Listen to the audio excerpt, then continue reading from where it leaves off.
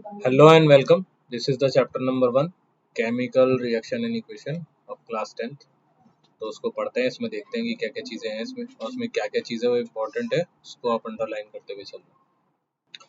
शुरुआत कुछ इस प्रकार है, फैक्ट आर नॉट साइंस। जो भी सच है जरूरी नहीं है कि वो साइंस हो, ठीक है ना। As the dictionary is not literature. आप सिर्फ डिक्शनरी पढ़ के, डिक्शनरी जो है ना वो लिटरेचर नहीं होती।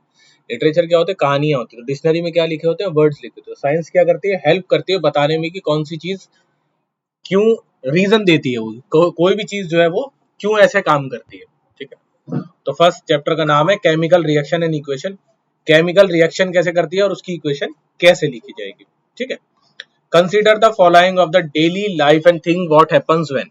आप कुछ डेली लाइफ इन्होंने चीजें डाली हुई है, क्यों और कैसे होती है उसके बारे में जानने के लिए। Milk is left at room temperature during summers. अगर दूध को रूम टेम्परेचर पे यानी आप नॉर्मल कमरे में रख दो गर्मियों में तो क्या होगा? तो रूम खराब हो जाएगा। क्यों होगा? उसका रीजन। दूध क्यों खराब होता है? पानी क्यों नहीं खराब होता? पानी भी तो रूम टेम्परेचर पर रखते हैं लेकिन वो तो खराब नहीं होता। एन आयरन तवा यानी तवा, पैन और nail is left expose to humid atmosphere. अगर आप लोहे की किसी चीज को ह्यूमिड यानी नमी वाली जगह में रख दोगे तो उसके ऊपर जंग लग जाएगा। क्यों लगता है? उसका भी रीजन इसके अंदर ही है। Grapes get fermented. कैसे जो अंगूर होते हैं फर्मेंट हो जाते हैं, पकते हैं। Food is food. खाना कैसे बनता है? Food gets digested in our body. जो हम खाते हैं वो हमारे पेट में कैसे डाइजेस्ट होता है। वी रेस्पायर और हम सांस कैसे लेते हैं। ऑल आर द थिंग्स, है ना, ये सारी की सारी चीजें क्या है?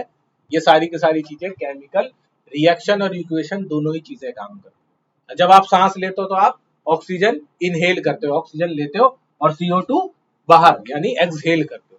तो ये सारी चीजें इसके अंदर पड़ेंगी।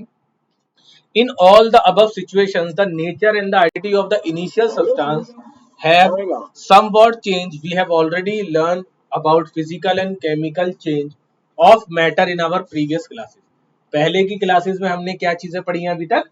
Physical change and chemical change. तो फिजिकल चेंज क्या होता है वो पता होना जरूरी है, केमिकल चेंज क्या होता है वो पता होना जरूरी है। इस चैप्टर के बाद इस चैप्टर के जो नोट्स है ना DPP टाइप, वो भी डले हुए हैं, वो उसके डिस्क्रिप्शन में डाल दिए, ठीक है ना, वहां से आप उठा लें। Whenever a chemical change occur, we can say that chemical reaction has take place. जब भी कोई केमिकल चेंज होता है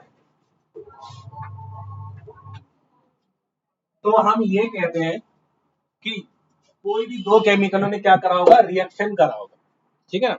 When a chemical change occur, जब भी कोई केमिकल चेंज होगा, we can say that chemical reaction has take place, कि कोई ना कोई केमिकल रिएक्शन हुई होगी। तो first important question is that कि व्हाट इज केमिकल रिएक्शन, कि केमिकल रिएक्शन क्या होती है, ठीक है।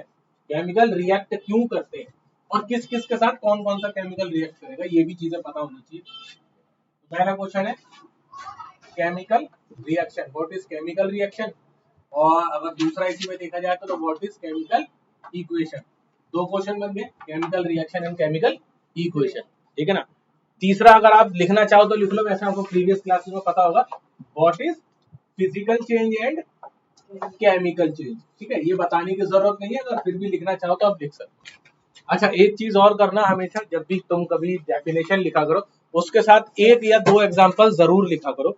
उन एग्जांपल्स को लिखने का आपको ये फायदा होता है कि आपको पता होता है कि ये चीज यहाँ पर, ये चीज इस तरीके से काम कर रही है, ठीक है ना। You may perhaps be wondering as to what is actually meant by a chemical reaction. आपको पता होना चाहिए कि एक्चुअली में केमिकल रिएक्शन किसे कहते हैं। How do we come to know that a chemical reaction has take place. कैसे हमें पता चलेगा कि केमिकल रिएक्शन हो गई है, उसको जानने के लिए let us perform some activity to find the answer to this question. तो वो कहते हैं कि हमें एक एक्टिविटी परफॉर्म करते हैं जिससे हमें पता चलेगा कि केमिकल रिएक्शन हुई है या नहीं हुई है। तो एक्टिविटी 1.1 है, ठीक है ना। ये स्कूलों में नहीं पढ़ाई जाती बट यहाँ पे पढ़नी थोड़ी जरूरी है। क्वेश्चन, पहले वो क्वेश्चन बता रहा है कि किस चीज का ध्यान रखना है। This activity needs the teachers assistant, it would be better if student wear suitable eye glasses.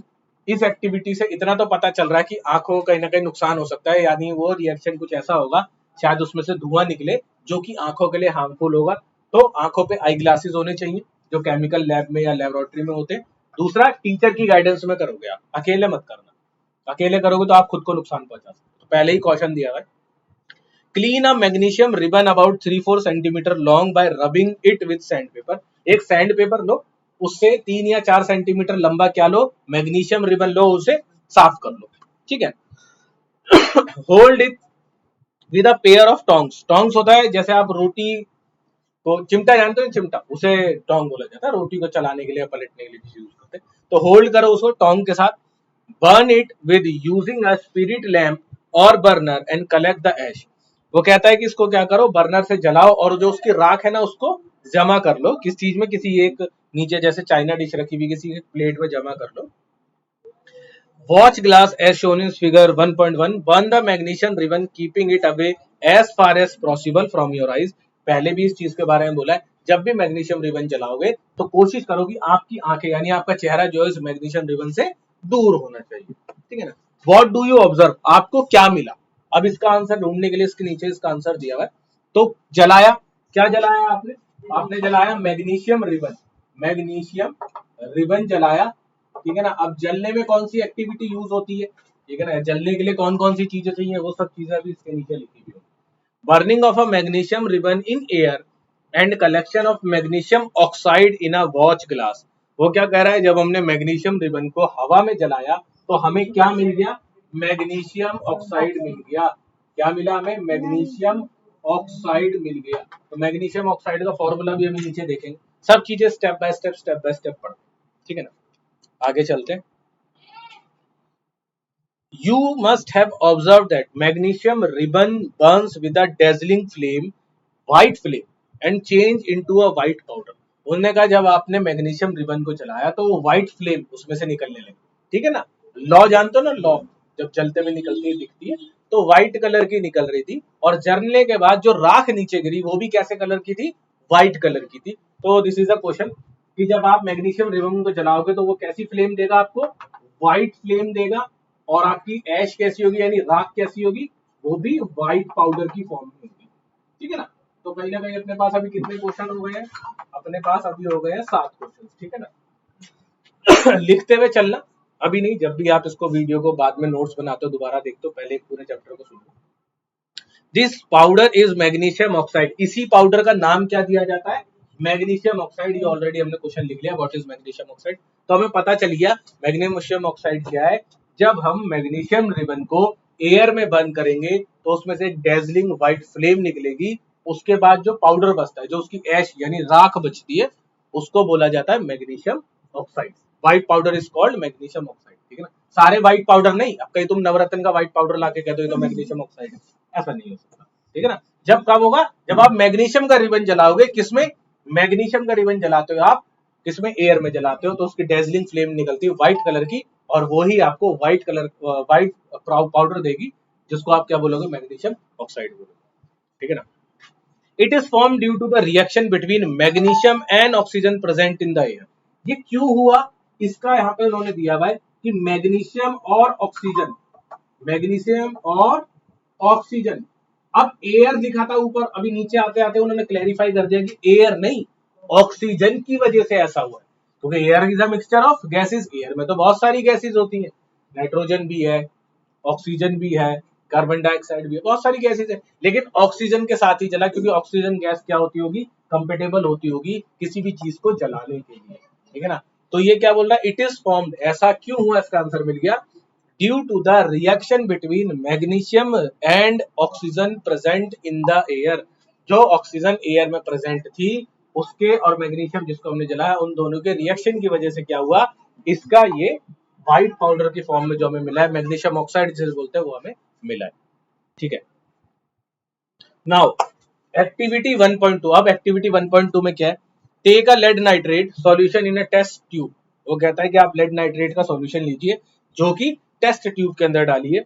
Add potassium iodide solution to this, और उसमें क्या ऐड करिए, पोटेशियम आयोडाइड सॉल्यूशन उसमें ऐड करोगे। व्हाट डू यू ऑब्जर्व, अब आपको क्या मिलता है। तो ये सारी की सारी चीजें क्या है, नोट डाउन करने की है कि हम जब किसी भी केमिकल को दूसरे केमिकल के साथ रिएक्ट करवा रहे हैं तो हमें प्रोडक्ट यानी रिजल्ट में क्या मिल रहा है, मिल भी रहा है या नहीं मिल रहा है, तभी जाके तो हमें पता चलेगा कि हाँ ये चीजें काम कर रही हैं, ये चीजें काम नहीं कर रही, ठीक है। तो कहीं ना कहीं अपने नोट्स बनाते हुए चलना कि ऐसे केमिकल से ये वाला रिएक्शन मिल रहा है, एक्स केमिकल की वाई केमिकल के साथ रिएक्शन करने पर हमें रिजल्ट में ये मिल रहा है। ठीक है, तो देखते हैं नीचे क्या है रिजल्ट। एक्टिविटी 1.3, अब कुछ एक्टिविटी 1.3 में भी दिए हुए। Take a few zinc granules in a conical flask और test tube, add dilute hydrochloride chloric acid और सल्फ्यूरिक एसिड टू दिस। वो कहता है आप थोड़े से जिंक ग्रेन्यूल्स लो, ठीक है ना, कीले टाइप होते हैं, ठीक है, उसमें क्या मिक्स करो, हाइड्रोक्लोरिक एसिड या सल्फ्यूरिक एसिड, लेकिन कॉशन दिया हुआ है नीचे इसलिए ध्यान से करना है, handle the acid with care. Acid बहुत खतरनाक होता है, तेजाब होता है, हाथ जला सकता है, तो अकेले कभी भी ये एक्टिविटी करने की जरूरत नहीं है। और अगर कर भी रहे हो तो साइंस की लैब में करना, प्रॉपर ग्लव्स पहन के करना, ऐसे मत करना। Do you observe anything happen around the zinc granules, क्या आपने देखा जिंक ग्रेन्यूल्स के आसपास में कुछ चेंजेस आए, कुछ बदलाव आए। टच द कॉनिकल फ्लास्क और the test tube, is there is any change in its temperature. और जिसमें आपने जिंक ग्रेन्यूल्स डाले ना, आपको लेफ्ट हैंड साइड में दिख रहा होगा, ठीक है, अपनी बुक में देखोगे, और यहाँ पे मैंने जहाँ कर्सर करा हुआ यहाँ पे दिख रहा है कि जैसे ही आपने उसमें डाले तो कहीं आपको उस जो बीकर था, जो कांच का था जिसके अंदर डाला था, उसके अंदर टेम्परेचर में कोई फर्क पता चला? तो देखते हैं। From the above three activities we can say that any of the following observation help us to determine whether a chemical reaction has taken place. वो कहता ऊपर हमने जितनी भी एक्टिविटीज करी है उससे हमें ये पता चलता है कि कहां पर केमिकल रिएक्शन हुआ है और कहां पर केमिकल रिएक्शन नहीं हुआ है। तो ये भी पता होना जरूरी है कि कहां पर कौन सा ऑब्जेक्ट रिएक्शन करेगा, कौन सा ऑब्जेक्ट रिएक्शन नहीं करेगा। ठीक है, चेंज इन स्टेट, अगर रिएक्शन होगा तो उसके अंदर क्या होगा, चेंज इन स्टेट, यानी उसकी स्टेट के अंदर क्या होगा, चेंज आ जाएगा। ठीक है ना, सॉलिड से लिक्विड, लिक्विड से गैस या गैस टू सॉलिड, वापस कुछ भी हो सकता है। चेंज इन कलर, क्या हो सकता है दूसरा, उसके कलर में भी चेंज आ सकता है। चेंज एवोल्यूशन ऑफ गैस, किसी किसी में क्या होगा, गैस भी बाहर निकलती है, जैसा जिंक ग्रेनुल वाले में हाइड्रोजन गैस बाहर जाएगी, एवोल्यूशन ऑफ गैस, गैस का बाहर निकलना। चेंज इन टेम्परेचर, और क्या हो सकता है, टेम्परेचर के अंदर चेंजेस भी आ सकते हैं। ठीक है ना, ये चार चीजें होंगी कब, जब कोई केमिकल रिएक्शन होगी। तो आपको ये चार इंपॉर्टेंट पॉइंट याद रखने, ठीक है ना, एमसीक्यू में भी पूछ सकता है या क्वेश्चन में भी पूछ सकता है, what are the points when a chemical reaction took place. जब एक केमिकल रिएक्शन होगी तो कौन कौन से पॉइंट आप कंसीडर करोगे, तो आप बोलोगे change in state, change in colour, यानी कलर के अंदर क्या चेंज हुआ है, एवोल्यूशन ऑफ गैस, उसमें से कोई ना कोई गैस बाहर आएगी, और चेंज इन टेम्परेचर, या उसके टेम्परेचर में कोई ना कोई क्या होगा, चेंज आ जाएगा।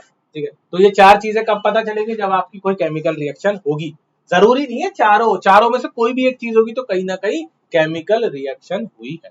ठीक है, as we observe the change around us we can see that there is a large variety of chemical reaction taking place around us. अगर हम देखें तो हमारी रोजमर्रा की जिंदगी में ना बहुत सारे केमिकल रिएक्शन होते रहते हैं, लेकिन हम लोग उनको रोज देख रहे हैं तो हमें पता नहीं चलता कि ये केमिकल रिएक्शन हो रहा है। जब हम रोजाना देख रहे हैं तो हम उस पर इतना ध्यान नहीं देते। We will study about the various type of chemical reaction and their symbolic representation in this chapter. इस चैप्टर में हम क्या पढ़ेंगे कि कौन कौन से केमिकल रिएक्शन हो रहे हैं, और सिंबॉलिक रिप्रेजेंटेशन। सिंबॉलिक रिप्रेजेंटेशन का मतलब कोई जानता है? सिंबॉलिक रिप्रेजेंटेशन का मतलब होता है उसके सिंबल, जैसा ऑक्सीजन का सिंबल क्या होता है O, कार्बन का C, मैग्नीशियम का Mg। तो ये सिंबॉलिक रिप्रेजेंटेशन है, पता चल जाता है सिंबल की मदद से कि कौन कौन से जो क्या कहते हैं एलिमेंट्स है हमारे पास वो रिएक्शन कर रहे हैं। सो 1.1 बोलता है केमिकल इक्वेशन। 1.1 क्या है, chemical equation, formation of hydrogen gas by the action of dilute sulphuric acid on zinc. जब हमने जिंक ग्रेन्यूल्स उसमें डाले थे तो क्या निकली थी, हाइड्रोजन गैस निकली थी, जो कि अभी हमने लिखा ना एवोल्यूशन ऑफ गैस, तो वो इस वाली एक्टिविटी में हुआ था। Chemical equation activity 1.1 can be described when magnesium ribbon is burnt in oxygen it gets converted into magnesium oxide. याद है कि जब मैग्नीशियम को क्या करा, ऑक्सीजन के साथ जलाया तो वो मैग्नीशियम ऑक्साइड बन गया। एग्रीड, इस बात पे सहमत हो? This description of a chemical reaction in a sentence is quite long. अगर इसको हम सेंटेंस में लिखेंगे तो काफी लंबा दिखेगा। ठीक है ना, जैसे नीचे लिखा हुआ है आपको दिखा देते हैं। मैग्नीशियम यानी काफी बड़ी स्पेलिंग है, प्लस ऑक्सीजन, रिएक्शन होने के बाद मिलता है मैग्नीशियम ऑक्साइड। तो कहीं ना कहीं इस इक्वेशन को कैसे लिखा है उन्होंने, जब वर्ड्स में लिखोगे तो आप ऐसे लिखोगे magnesium plus oxygen is equals to ठीक है ना, या रिएक्शन करके दे रहा है आपको प्रोडक्ट मैग्नीशियम ऑक्साइड। और नीचे रिएक्टेंट भी दिखा हुआ है। रिएक्टेंट कौन होता है? जो रिएक्शन कर रहे हैं, एंड प्रोडक्ट क्या होता है? जो आपको लास्ट में उसका रिजल्ट मिल रहा है। ठीक है, अभी नीचे इसकी प्रॉपर डिफाइन दी हुई है, अब वो हम ठीक से पढ़ेंगे। The substance that undergo chemical change in the reaction, magnesium and oxygen are reactant. कौन होते हैं रिएक्टेंट? जो सब्सटेंस क्या होता है? Undergo chemical change in the reaction, chemical reaction में, यानी जो चेंजेस हो रहे हैं उस केमिकल रिएक्शन को करने के लिए जो आपने एलिमेंट लिए हुए वो क्या होंगे? रिएक्टेंट। और जो आपको प्रोडक्ट रिजल्ट मिलेगा वो आपको प्रोडक्ट कहलाएगा। ठीक है ना। The new substance is magnesium oxide form during the reaction as a product. और जो नया सब्सटेंस मिला उसे क्या बोला जाएगा? प्रोडक्ट बोला जाएगा। तो दो चीजें क्लियर हो गई। रिएक्टेंट क्या होते हैं? क्वेश्चन भी है व्हाट आर रिएक्टेंट्स, तो आप देख सकते हो। एंड व्हाट इज प्रोडक्ट, तो प्रोडक्ट का भी आपका आंसर आ सकता है। जरूरी नहीं है कि, हाँ एक चीज और ध्यान रखना, जरूरी नहीं है कि एक ही प्रोडक्ट मिले, कभी कभार दो प्रोडक्ट भी मिल जाते हैं, या प्रोडक्ट के साथ साथ कुछ चीज अलग भी हो जाती है। ठीक है, वो हम अभी आगे पढ़ेंगे। A word equation shows change of reactant to product through an arrow placed between them। और जो इन दोनों के बीच में ये एरो है ना, ये बताता है कि रिएक्शन कहाँ हुई है। अगर एरो का यानी तीर का निशान राइट हैंड साइड में है तो यानी प्रोडक्ट आपका इधर बनेगा और रिएक्शन ऐसे हो रही है। कहाँ? From left to right. और अगर ये उल्टा बना हुआ है तो फ्रॉम राइट टू लेफ्ट, ऐसा हो सकता है। ठीक है ना, ये चीज जरूरी है। तो एरो की भी कहीं ना कहीं बहुत मान्यता है। ऐसा नहीं कि आप पूरी इक्वेशन सही लिख दो और एरो ही गलत लगा दो, तो वो पूरी इक्वेशन क्या होगी? गलत हो जाएगी। समझ में आई? The reactant are written on the left hand side. ये बहुत इंपॉर्टेंट चीज है कि रिएक्टेंट्स कहाँ लिखे जाते हैं? लेफ्ट हैंड साइड में लिखे जाएंगे। क्या? रिएक्टेंट यानी जो रिएक्शन करेंगे उन्हें कहाँ लिखोगे आप? लेफ्ट हैंड साइड में। एंड प्रोडक्ट कहाँ लिखोगे आप? राइट हैंड साइड में। तो पूछ सकता है वो क्वेश्चन के अंदर कि हम लोग रिएक्टेंट कहाँ लिखे, तो आप लिखोगे from left hand to left hand side, और प्रोडक्ट कहाँ लिखेंगे? To right hand side. एक नंबर का क्वेश्चन आ सकता है, सिंपल क्वेश्चन है। ठीक है ना। अब प्लस साइन क्या करता है? इन दोनों को जोड़ने का सिंबल बताता है कि इन दोनों के बीच में अगर प्लस लगा हुआ है तो क्यों लगा हुआ है, वो बता रहा है कि ये दोनों क्या कर रहे हैं? आपस में जुड़ रहे हैं, रिएक्शन कर रहे हैं आपस में। ठीक है ना। The arrow head points toward the product shows the direction of the reaction. और वही एरो क्या बताता है कि किस डायरेक्शन में रिएक्शन हुई है। अगर राइट में हुई है तो एरो राइट में होगा, और लेफ्ट में हुई है तो एरो लेफ्ट में होगा। तो 1.1.1 में देखते हैं राइटिंग अ केमिकल इक्वेशन। अब केमिकल इक्वेशन कैसा लिखा जाएगा, और इस वीडियो में इतना ही रखेंगे। ठीक है ना, writing a chemical equation. Next वाली में 1.1.2 में पार्ट 2 में देखेंगे कि बैलेंस कैसे करना है। Is there is any other shorter way to represent the chemical equation. किसी बंदे ने सवाल करा कि और कोई छोटा रास्ता नहीं है इस केमिकल रिएक्शन को, यानी इस केमिकल इक्वेशन को लिखने का। भाई मैग्नीशियम की स्पेलिंग तो चलो ठीक है हमने बर्दाश्त कर ली, लेकिन कोई बहुत बड़ा एलिमेंट है जिसकी स्पेलिंग ही बहुत ज्यादा बड़ी हो, तो कहीं ना कहीं उसका नाम लिखने में गलती भी हो सकती है। तो और कोई तरीका हो अगर हम इसको छोटा कर सकें तो। Chemical equations can be made more concise and useful if we use chemical formula instead of words. अगर हम केमिकल इक्वेशन को केमिकल फॉर्मूला से रिप्रेजेंट करें, यानी उसके सिंबल से रिप्रेजेंट करें, तो वो ज्यादा कंसाइज लगेगा, छोटा लगेगा और अच्छा लगेगा। लेट्स से एक एग्जांपल लेते हैं। मैग्नीशियम को Mg बोला जाता है, तो आप Mg लिख दीजिए। M कैपिटल G छोटा, दोनों कैपिटल नहीं बनेंगे। ठीक है ना। A chemical equation represent a chemical reaction. If you recall the formula of magnesium, oxygen and magnesium oxide, the word equation can be written as। तो जैसा इसमें ब्लू ब्लू लिखा हुआ है Mg प्लस O2। अच्छा O2 ही क्यों होता है, O1 क्यों नहीं होता? तो ये तुम्हें सब चीजें जो है बाद में पता चलेगी, जब 11th क्लास में अगर साइंस लोगे तो तुम्हें पता चलेगी कि O2 क्यों होता है। अभी फिलहाल तो तुम्हें O2 याद रखना है कि यहाँ पे O2 होता है। ठीक है। रिएक्शन एरो बता रहा है रिएक्शन कर रहा है किसमें? राइट हैंड साइड में। तो आपका बन रहा है ये MgO। क्या बन रहा है? MgO, यानी it is called magnesium oxide.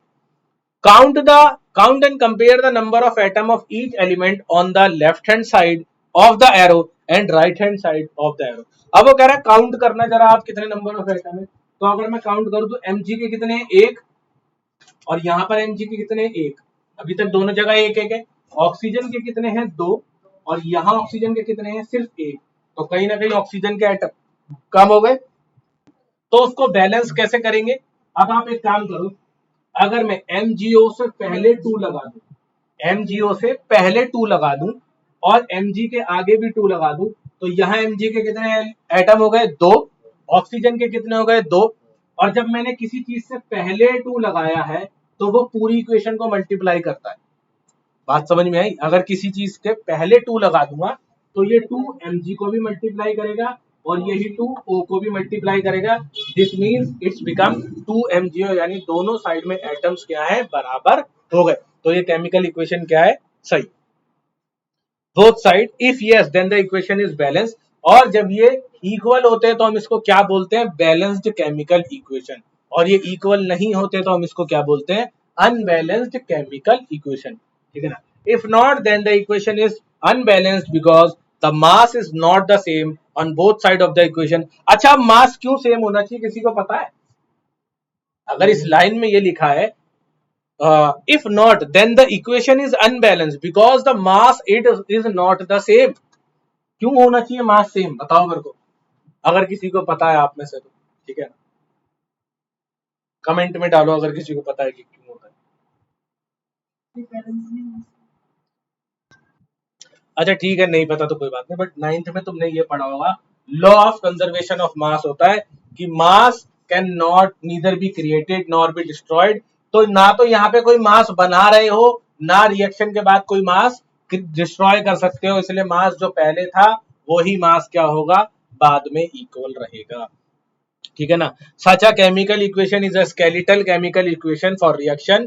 Equation 1.2 is a skeletal chemical equation for burning of magnesium in air. Equation 1.2 जो यहाँ पे लिखी हुई है, ठीक है ना, इसको स्केलेटल केमिकल इक्वेशन बोला जाता है क्योंकि ये शॉर्ट फॉर्म में भी है। ठीक है ना? इसमें हमने क्या करा है? मैग्नीशियम का सिंबल लिया है, ऑक्सीजन का सिंबल लिया है और मैग्नीशियम ऑक्साइड का भी सिंबल लिया है। ठीक है, और दोनों को हमने क्या करा? बैलेंस करा। ठीक है, इस बात को हम जानते हैं। इस वीडियो में इतना ही। ठीक है, नेक्स्ट पार्ट नेक्स्ट वीडियो में डालते हैं। कल पढ़ते हैं 1.1.2 से। Okay, thank you, have a nice day.